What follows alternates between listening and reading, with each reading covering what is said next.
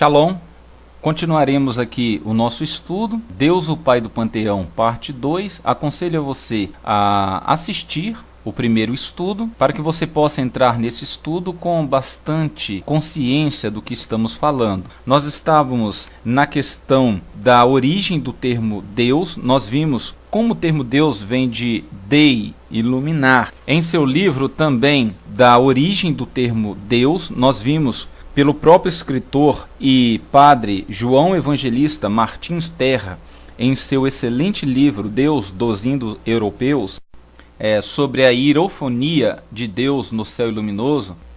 E o professor vem mostrando uma série de 26 declinações do termo Deus, das quais se encontram Daeva no sânscrito, Dove no bretão, Daevo avêstico, Deivos veneto, Devo céltico, Devo gaulês, Dev persa, De britânico, Deus latim, aqui já chega no termo Deus, Deivai osco, Dia galês, Dia irlandês. Então veja bem que Deus e dia procedem da mesma palavra. Diuvi itálico, Iuvi umbro, Tim etrusco, Zis cita, aqui já começa a aparecer, né? Já com Zeus. Teiva germânico, Tyr, o Thor irlandês, Tyr escandinavo, Deuas báltico, Dievas lituano, Deus ou Devs letônio, Divo eslavo, Dios grego, Zis ilírico e Zios ou Cius hitita. O pesquisador linguístico fala ainda sobre imanência e transcendência cósmica. Deus ou Deus se une à palavra pater.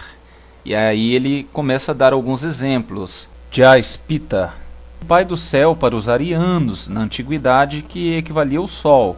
Júpiter, ou Júpiter, pai do céu para os romanos, o sol também.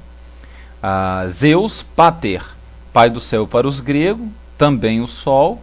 Na declinação de Zeus pater temos dias padre, pai do céu em latim. Dias sabemos que vem da expressão luz solar, mesmo que o sol. E Deus pai, pai do céu em português, que na verdade se traduz por Zeus é pai. Dentro desse legado muito arcaico, nós temos aí a primeira expressão de Zeus. Nós temos Zeut para os egípcios. Depois nós temos a expressão Zeus para os gregos, Theos para os gregos cristianizados e Deus para os de língua portuguesa. A expressão Zeut, mais arcaica, nós temos um fato ocorrido quando Iosef, conhecido como José, ele é coroado imperador do Egito por Faraó.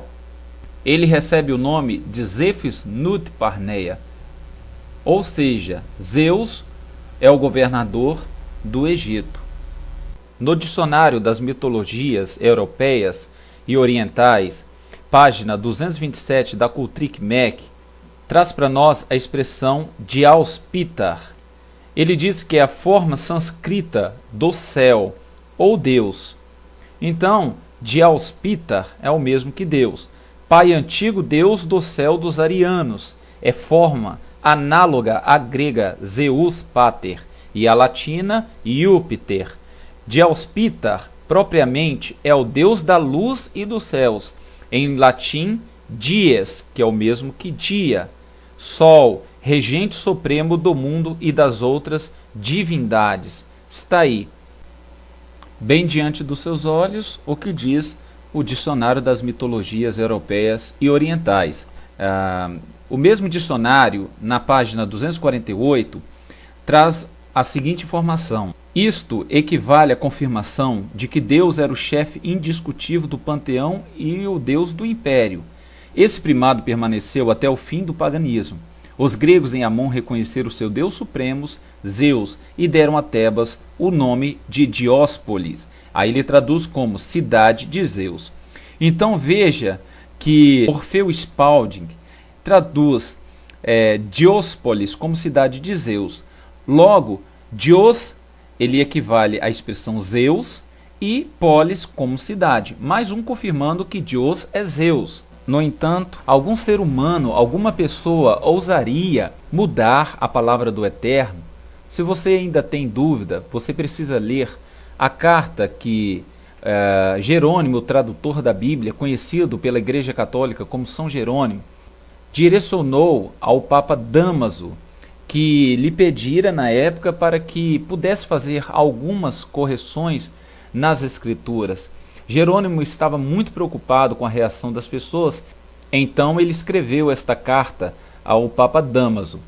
Qualquer um, instruído ou ignorante, quando tomar em mãos o volume e vir que a lição que eles têm o hábito de recitar não é mais a mesma, antes mesmo de engolir a sua saliva, gritará imediatamente que eu sou um falsário e um sacrílego, eu que ousei acrescentar, modificar ou corrigir alguma coisa nos velhos textos.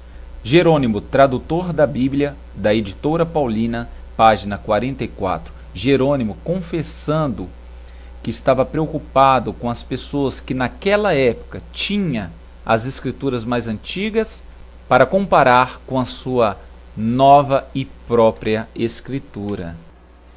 Como foi dito antes, o termo Deus é um termo muito antigo e nós temos uma imagem de Deus do século IV antes do Messias, uma escultura desse Deus solar que foi encontrada na Ucrânia, e temos também já na sua forma mais moderna como Júpiter, como Deus Pater do cristianismo.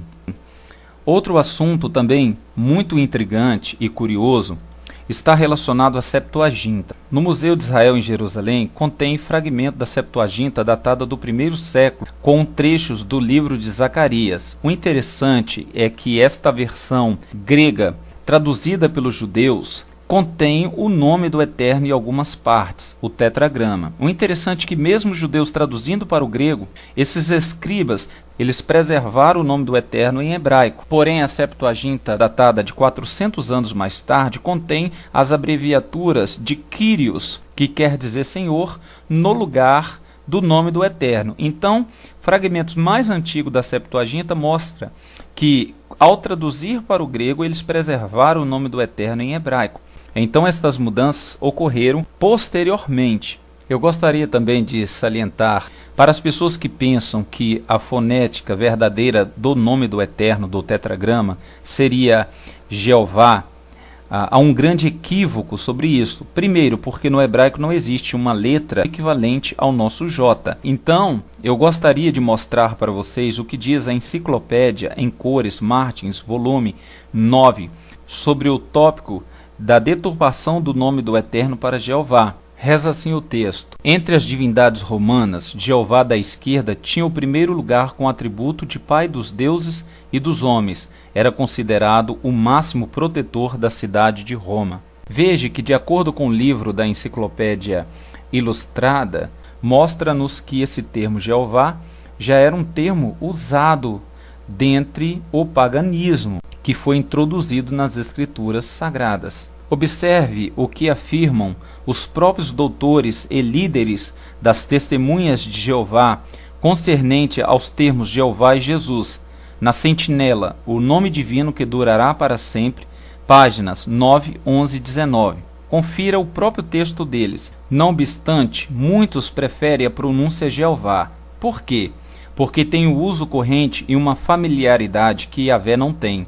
Não seria melhor, porém, usar a forma que talvez se aproxime mais da pronúncia original? Então, até aqui, eles confessam que o termo Jeová está longe da pronúncia original e se esquivam dizendo que não é o costume relacionado aos nomes bíblicos. Eles continuam: para tomar o exemplo mais proeminente, considere o nome de Jesus. Sabe você como a família e os amigos de Jesus se dirigiam a ele na conversação diária enquanto se criava em Nazaré? A verdade é que nenhum humano sabe com certeza. Embora possa ter sido algo parecido com Yeshua, ou talvez Yehoshua, certamente não era Jesus. Então, nesta sentinela, há a confessação de que o nome Jesus é um nome falso para Yeshua. Simplesmente não dá para entender como uma religião defende tanto a questão do nome, conseguem entender que o nome é importante, fazem do nome uma de suas doutrinas principais, no entanto, sem se importarem com a verdadeira pronúncia ou com a originalidade do nome invocado. Isto equivale a dizer que o sangue de Yeshua tem poder de salvar, mas não importa se o sangue é mesmo de Yeshua.